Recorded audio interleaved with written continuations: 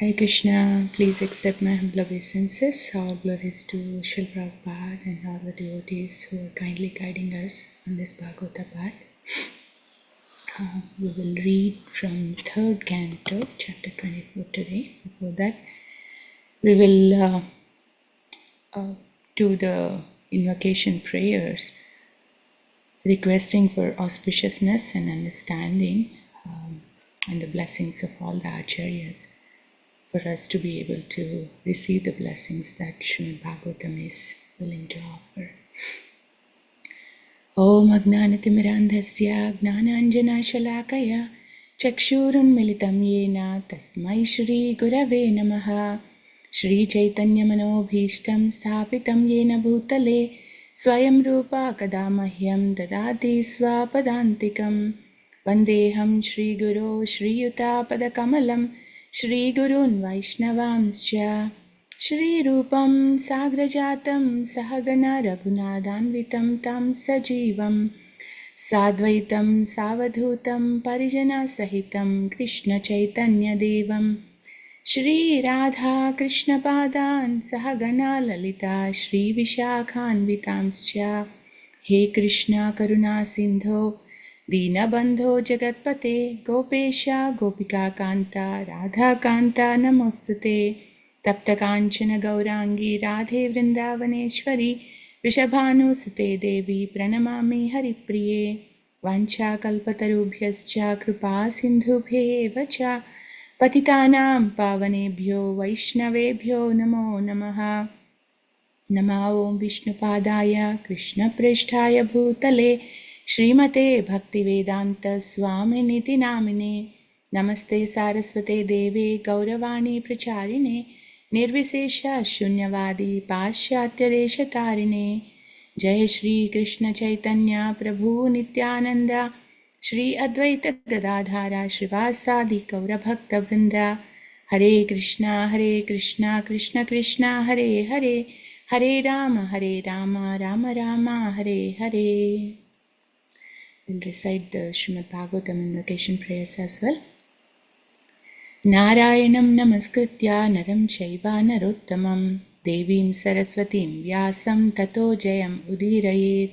Shushrusho Shradadhanasya Vasudeva Kadharuchi Syan Mahatsevaya Vipra Punyatitha Nishevanat Shinvatam Swakadha Krishna Punyashravana Kirtana Hridayantasto Bhadrani Vidunoti Suhrutsatam Nashtaprayeshu Abhadreshu Nityam Bhagavata Sevaya Bhagavati Uttama Shloke Bhaktir Bhavati Naishtiki Tadharajastamo Bhava Kamalobhadayaschaye Cheta Etar Anavidham Sthitam Sattve Prasidati Evam Prasanna Manaso Bhagavad Bhakti Yogataha Bhagavad Tattva Vijnanam Mukta Sangasya Jayate Vidyate Hridaya Grandhis Chidyante Sarva Samshaya Kshiyante Chasya Karmani Drishta Evatmanishware. Om Namo Bhagavate Vasudevaya. Om Namo Bhagavate Vasudevaya. Om Namo Bhagavate Vasudevaya. Hare Krishna devotees, please accept my humble obeisances again. We are reading Srimad Bhagavatam, Canto 3, Chapter 24. I hope you are able to see the screen. Text 14 and 15. Ima duhitara satyas tava vatsasu madhyama sargam etam prabhavaisvai brahma ishyantyanekadha. Ima duhitara satyas tava vatsasu madhyama sargam etam prabhavaisvai Brahma ishyantyanekadha. Word to word.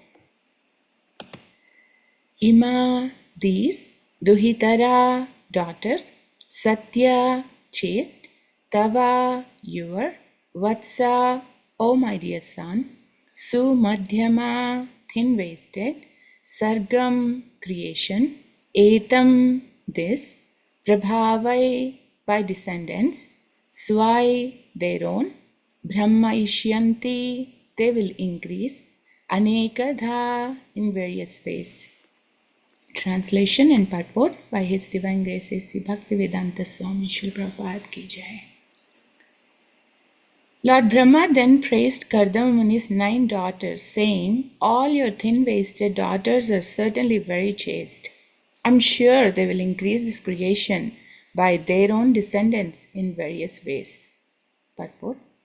In the beginning of creation, Brahma was concerned more or less with increasing the population. And when he saw that Kardama Muni had already begotten 9 nice daughters, he was hopeful that through the daughters, many children would come who would take charge of the creative principle of the material world. He was therefore happy to see them. The word Sumadhyama means a good daughter of a beautiful woman. If she has a thin waist, a woman is considered very beautiful. All the daughters of Kardama Muni were of the same beautiful feature. So, as we can understand the context here, Kardama Muni and Devahuti, after going through many years of austere living and purification, they started enjoying together, and then they produced these 9 daughters. And if we also understand Kardama Muni's main goal of doing austerities to please Lord Vishnu is to get married to Devahuti for the purpose of following his father Lord Brahma's instruction to create the progeny to help in this creation.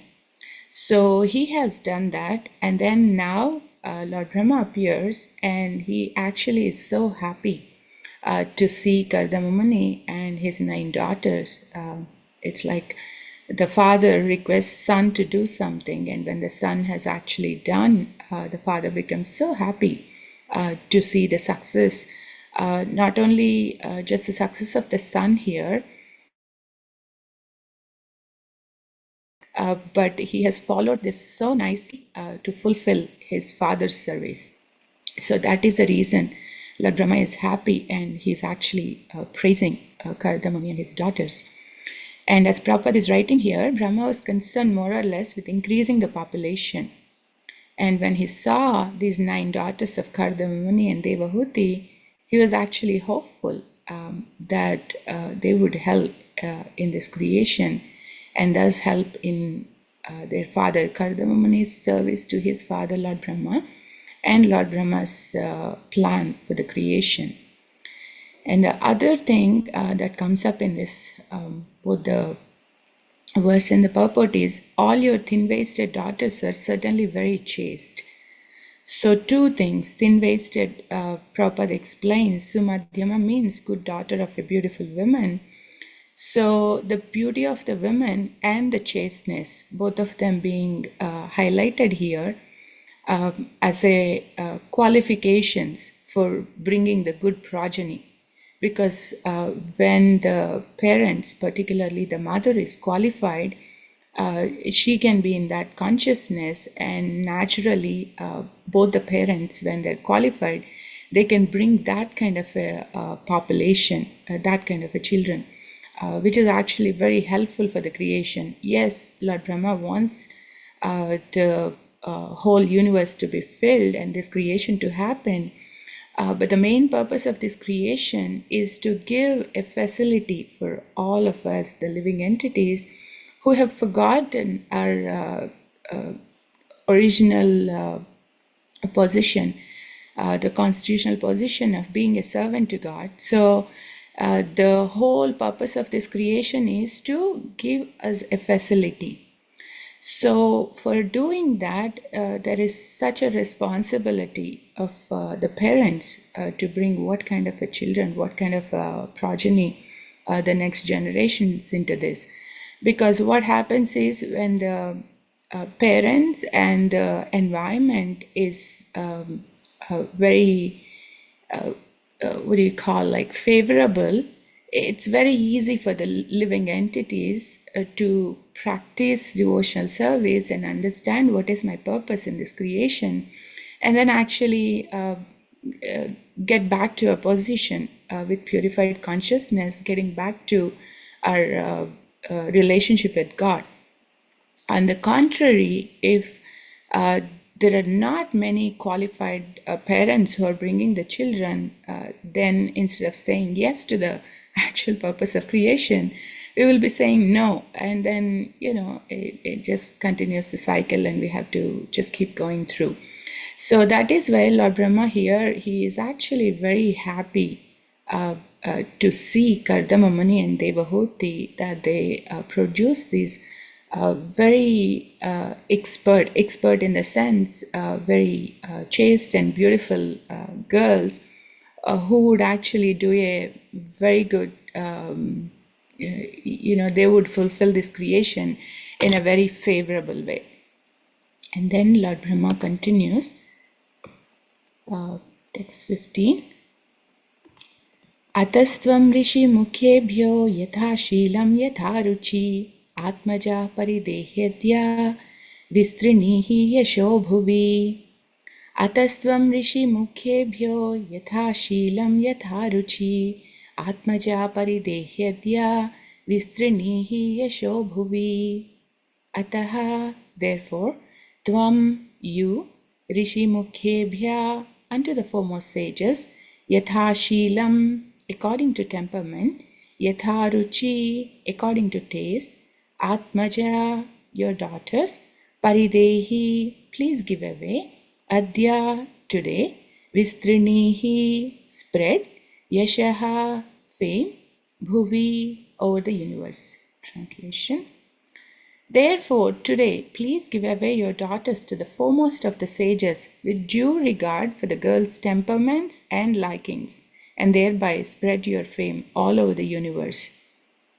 As I was reading the purport, it's very amazing how Prabhupada is bringing this Vedic wisdom and how we can apply to this modern times. And I was also appreciating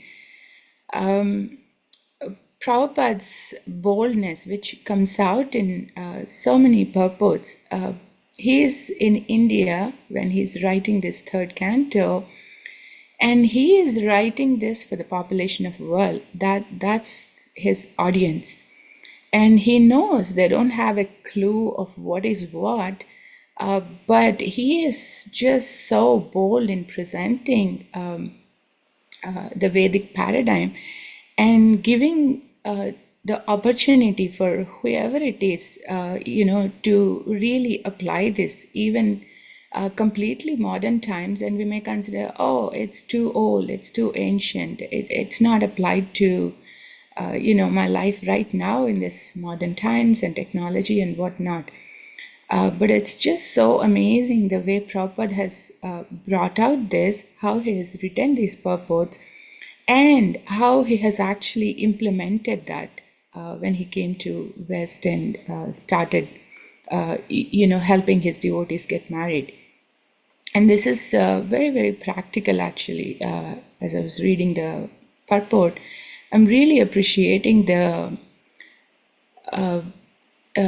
we hear, right, Srimad Bhagavatam, it encompasses everything. Like it can take us all the way to liberate us from this material world, and at the same time give us the opportunity through various examples how to live and how not to live, and how can we apply this in a very, very practical aspects of our life.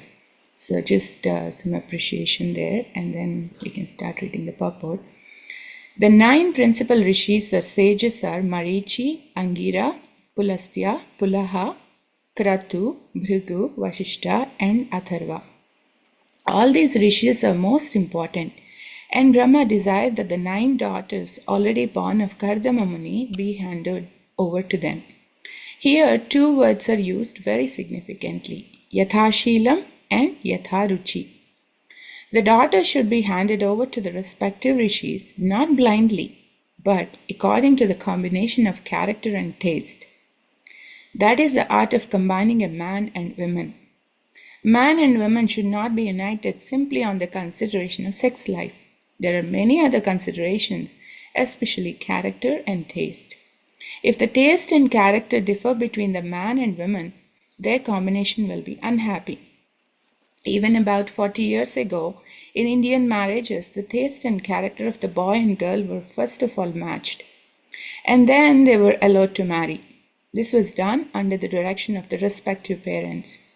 The parents used to astrologically determine the character and tastes of the boy and girl, and when they corresponded, the match was selected.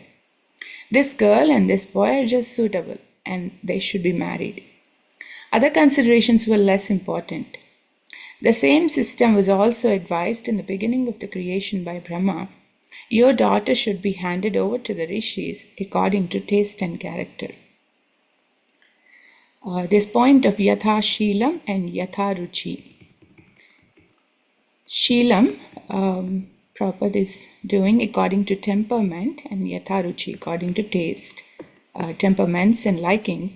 And then in the purport, Prabhupada is bringing that character and taste. And it's very nice how Prabhupada is bringing it here. Though it's in one sense it's the way it is when he was growing up. So we may say, oh, you know what, Prabhupada is just talking about the way he has seen the society, but that doesn't really apply to now. And particularly we are in this Western countries where even though we may have Indian upbringing at home, but the kids are like, they're exposed to the culture and the technology and whatnot outside in the schools. So it's very natural for them to, just follow whatever is being done around. And just Prabhupada is bringing up here, it's not just based on the consideration of sex life. And most of the times that's how it is. And just okay, is she beautiful, is he beautiful, or will I get more enjoyment from that person? It's just mostly on that consideration. But going deeper and understanding what is this person's character and what kind of an attitude and what kind of a likings and dislikings. And I was hearing we have kirtaniyas, let's say, or someone is actually interested in reading the scriptures and understanding and discussing. And if we have the same kind of, it doesn't have to be same means exactly the same, but when they have similar disposition, it's so much more easier when somebody, let's say, like book distribution and the other one just doesn't like to go out, and even though Krishna conscious, but completely a different thing. So there may be some kind of a friction because one partner wants to do this, the other partner wants to do that. But of course, if there is a higher principle of Krishna being pleased at the center, then everything can become harmony. Otherwise, it can really, become incoherent when their temperaments and everything is so off. And I'm sure even as trying to practicing devotional service, many of us would see this, and like totally different personalities, and we're like, what's wrong with you? Can't you understand me, what I'm trying to do, what I'm trying to say? What's your problem? What's wrong with you? And it's not that something is wrong with the other person. It's just the way they see things, and they are, kind of conditioned either from this life or the past life or whatever it is. So it's not that something is wrong with the other person, but it's just about us understanding how the other person is. So that is why it's so important to have this consideration, particularly when young men and women, they're considering.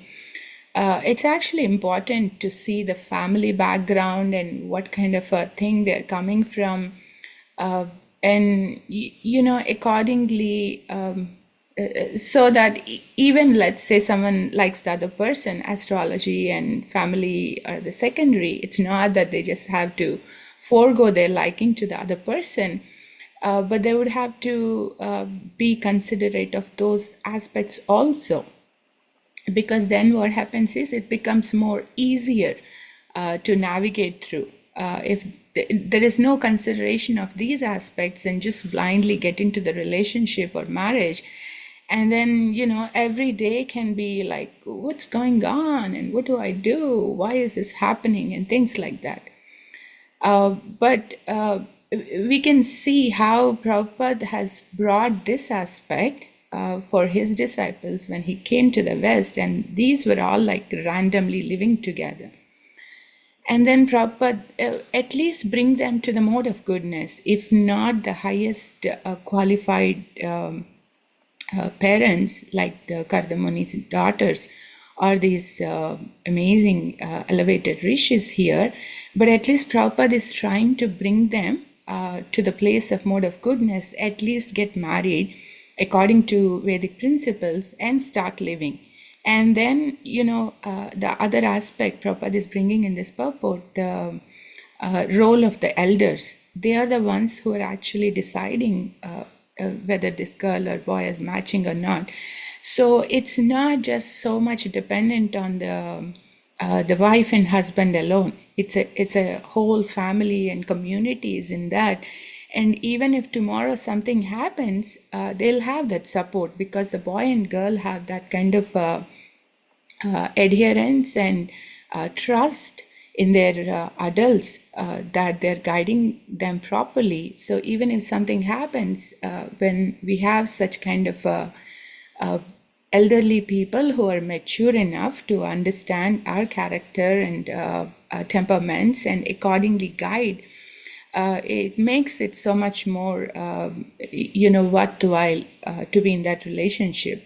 Otherwise, if you're just on our own and, I think this is right and he is wrong or she is wrong, it just becomes so difficult to continue that relationship for both the parties and everybody involved. And what is also important here is Lord Brahma is so happy to see them, because it's just not about that particular man or woman, but it actually pervades the whole entire community. The wife and husband are in definitely the kind of children they bring out, and the home environment and how the relationship between wife and husband, it can actually pervade to whatever they're doing and how happy they are. It's not that happy in the sense we have to be happy on a mundane material platform, but that satisfaction at home is actually important for grihasthas. And if that is not there, then we won't be able to give our full when we go out, either talk about devotion service or anything else that we are doing, because internally there is that dissatisfaction continuously lingering in our heart. So it's not very nice thing. So that is why Prabhupada is bringing here. It's very important to see that compatibility and accordingly have these marriages. According to astrological calculation, a person is classified according to whether he belongs to the godly or demoniac quality. In that way, the spouse is selected. A girl of godly quality should be handed over to a boy of godly quality. A girl of demoniac quality should be handed over to a boy of demoniac quality. Then they will be happy. But if the girl is demoniac and the boy is godly, then the combination is incompatible. They cannot be happy in such a marriage. At the present moment, because boys and girls are not married according to quality and character, most marriages are unhappy and there is divorce. It is foretold in the 12th canto of Bhagavatam that in this age of Kali, married life will be accepted on the consideration of sex only. When the boy and girl are pleased in sex, they get married, and where there is deficiency in sex, they separate. That is not actual marriage, but a combination of men and women like cats and dogs. Therefore, the children produced in the modern age are not exactly human beings. human beings must be twice born. A child is first born of a good father and mother, and then he is born again of the spiritual master and the Vedas. The first mother and father bring about his birth into the world, then the spiritual master and the Vedas become his second father and mother. According to the Vedic system of marriage for producing children, every man and woman was enlightened in spiritual knowledge, and at the time of their combination to produce a child, everything was scrutinizingly and scientifically done. Yeah, about this godly quality and demoniac quality based on the one's astrology, time of birth, and various other considerations. Each of us have a particular gana, like Deva Gana or Manisha Gana, Rakshasa Gana, and accordingly they will calculate the compatibility. Of course, one challenge is where can we find qualified astrologers in this Kali Yuga. But if there is such opportunity, it is actually very helpful to consider that because then we are starting to make a favorable environment and then take it forward. Otherwise there is divorce and whatnot. And in ISKCON particularly, I was hearing sometime back, I don't know about the situation now, in general the divorce rate is going so high, but in ISKCON particularly it's even more high, because what happens is if we say, oh, I'm practicing this highest form of devotional service, I don't need to have any of these considerations.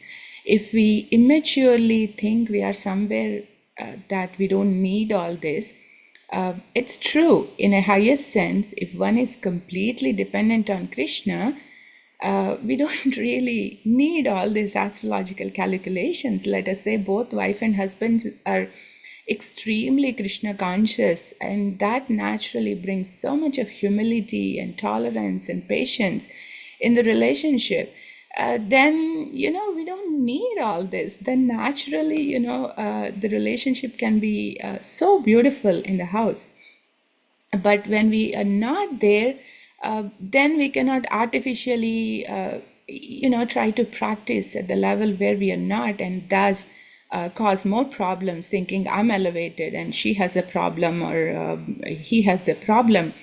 Then naturally, instead of having more harmonious relationships, we'll have more and more disharmony in the relationship. And the other aspect I'm seeing from this purport, most of the times that physical intimacy and sex, that's what actually, even though people may have different things, at least they come together for that purpose, which can keep them together.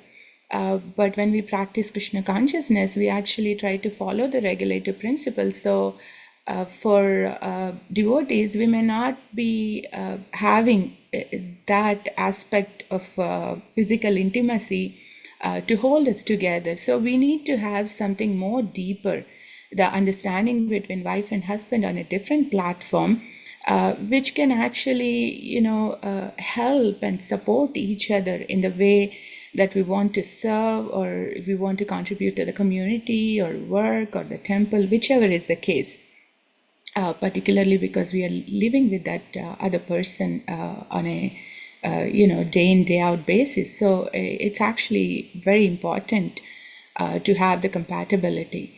And other principle, I'm thinking through this is, okay, this is all applicable when someone is entering into this married life. For young men and women, I think as parents, we can actually help them to understand the importance of these, and then when they're entering into this significant step in their life, help them to have these considerations.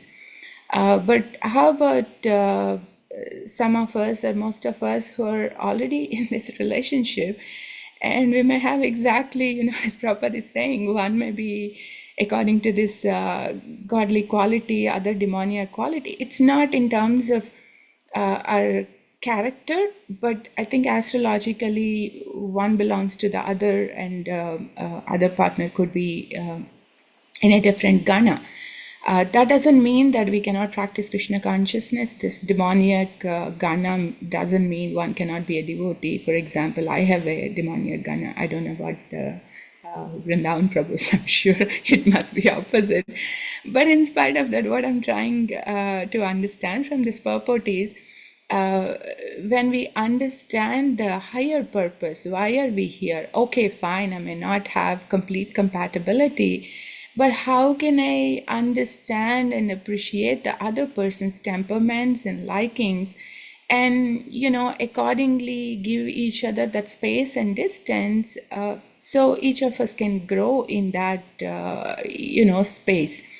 So that's, I think, very important for most of us to understand and practice, again, to have that harmony in our relationship, because most of us who are coming to the temple, they are grihasthas, and it can be a very, what do you call, very important aspect of our preaching, not in a, just to show off or something, but how we treat each other in the family, like with the kids or spouses, and with the devotees, that can actually have a very significant impact. It's not just what we are speaking on the Vyasasan, or like, the way we are doing services, but how we are treating each other, how we are, having these qualities of accepting the other person, and how we support each other. This is also a very important aspect in our preaching, for somebody to see, oh, this is just so wonderful. I mean, they're having such beautiful relationships. Let me also come to this temple and, take association of these people, so I can also cultivate these qualities. So that's one reason I think it's very important for us to practice and understand these aspects. And last point that I wanted to bring up is Prabhupada. He is writing this in the purport. As we are talking very boldly, he is presenting this ancient Vedic wisdom, that this is what you apply in, in modern life. But at the same time, in Prabhupada, so many examples, we see this Yukta Vairagya principle. It's not just either 1 or 0. It's not like, okay, you completely see whether someone likes or not and just marry on their consideration. Otherwise, forget about whether a boy likes girl or not. It doesn't matter. And just the parents see the astrological calculations and just see only that and then get married. No, it's not that. We have to considerate both the principles and see what's best suitable. It's not that we are completely, putting our trust in astrology and forgetting our temperaments. I mean, in the sense, what is the particular relationship between a girl and boy, if they have that kind of nature, at least what they can perceive at this point of time. But the astrology or the other things can help us, guide us. And the other aspect is, it's not that it's replacing our faith in Krishna, trust in Krishna. It's like, if you're going from one place to the other, let us say, we just look at the GPS and say some accident on the highway and everything is just blocked, we'll just take a different route. So that's all we are trying to do. We are not like, astrology is everything, and this is all in all. We don't put our faith in Krishna. Even with astrology, let's say we go to other route, and who knows, there might be some accident at a later point of time.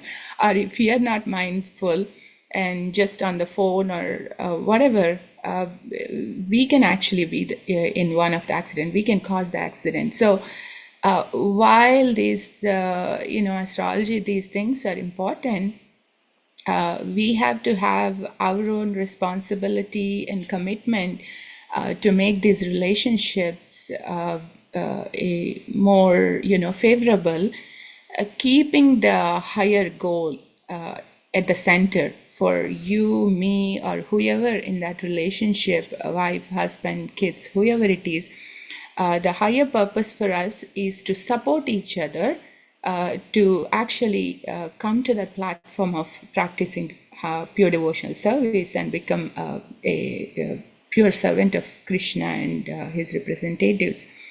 So when we keep that higher aim, we can actually, kind of make use of all these other aspects that are there, and Vedic wisdom is offering, and Prabhupada is actually bringing it up, the importance of it. So, yeah, I think I can conclude. So here, Lord Brahma is actually super happy. Yeah, that's the other thing I was thinking. Lord Brahma is happy, and he could just say, these are all super elevated people. He can just say, forget about temperaments and likings. Just marry to whoever it is. He's not saying that. Even at that level, he's taking this is important, considering the compatibility of man and women. In order to have that kind of a relationship where they can bring a wonderful progeny who can guide the mankind to fulfill the purpose of creation. So Lord Brahma appreciates, and then Prabhupada is bringing this aspect from the Vedic wisdom, how the marriage should be done, and how we can use that for the purpose of ultimately attaining pure devotional service. Yeah. Thank you so much for joining and patiently hearing. If you have thoughts, corrections, comments, further discussions, please share.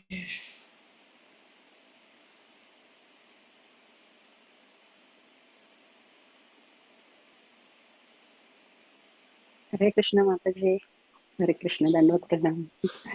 Very wonderful class, Mataji. As you said, it is always the compatibility wherever it is, maybe at work or at home or in the temple. We have to be matching, and the goal has to be the higher one for everyone. That's what the main important thought is. So I just wanted to let you know the class is so good. And these days, they started like live-in relationship and all these things, only to check the compatibility, because they don't know the astrology and they don't know even their birth time or the birth stars, nothing that need to fill in the chart. Also, they have no idea about what all the lunar calendar is mainly. They can just say the date of birth, time of birth, but maybe the lunar calendar is more accurate than what we are doing right now here. That's what where you see the Tidhi, like Ekadasi and all those celebrations we have in the temple.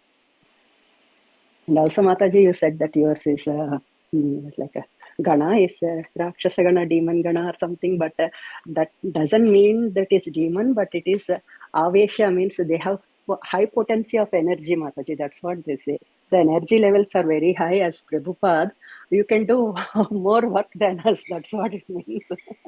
The kind of work you do is more highly efficient, and it will be so hard that some people then they can't even imagine. Like in the limited time, you can put more effort and you can do like higher things also.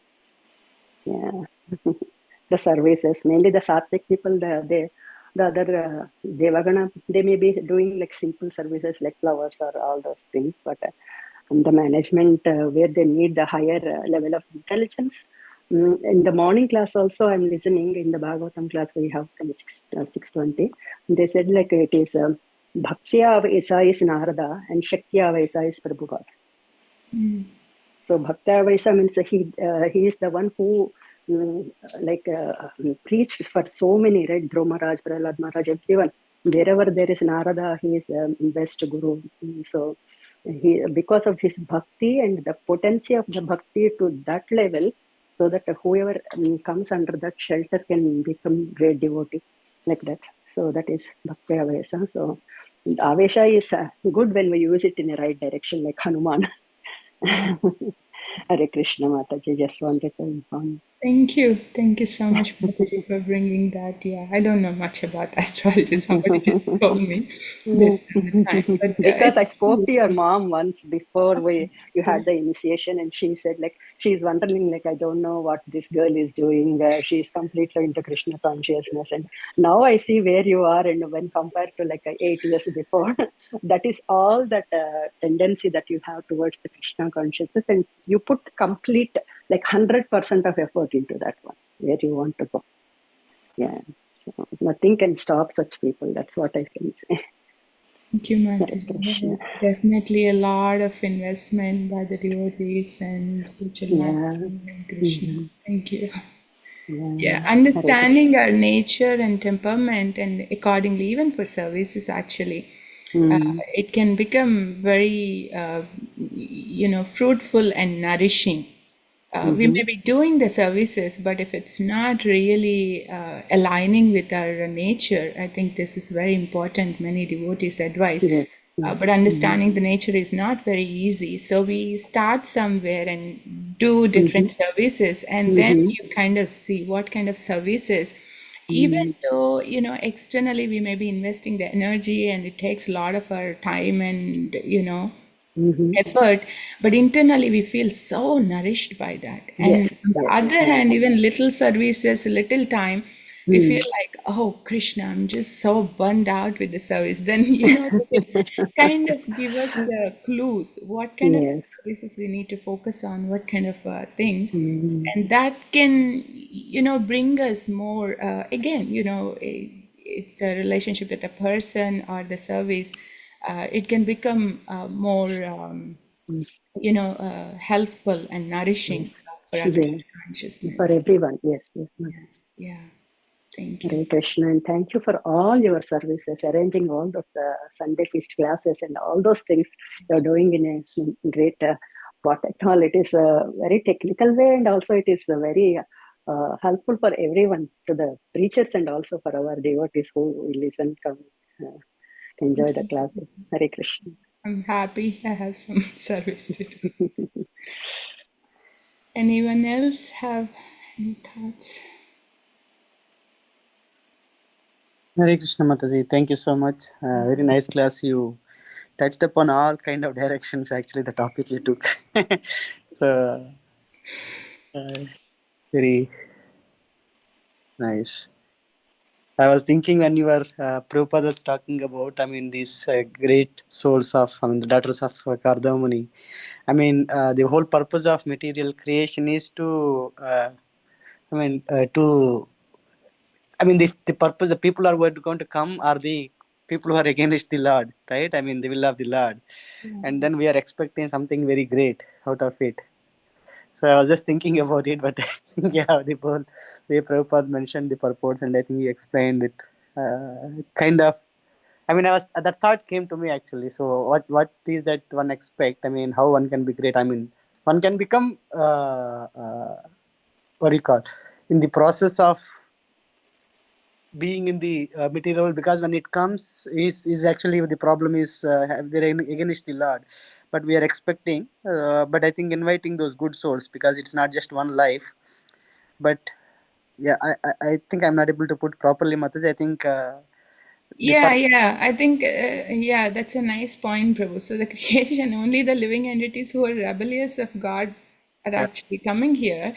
But in that process, I think it's a nice point you're bringing. When we have the opportunity to become a servant, let us say Karda Muni or his daughters or the next generations, or take example of us, if we are trying to be, in some way serve that mission, serve that purpose, then we have the opportunity to, slowly move from that rebellious condition to becoming favorable to the Lord.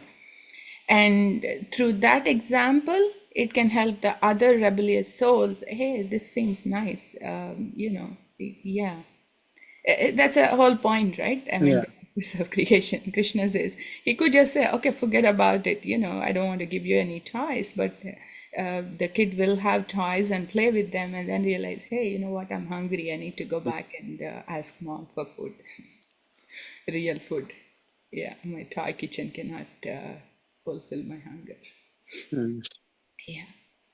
Thank you, Prabhu. Thank you for this opportunity. Also, Imogen Prabhu is not able to join. So I don't know if any of you were expecting Prabhu to speak. I'm sorry.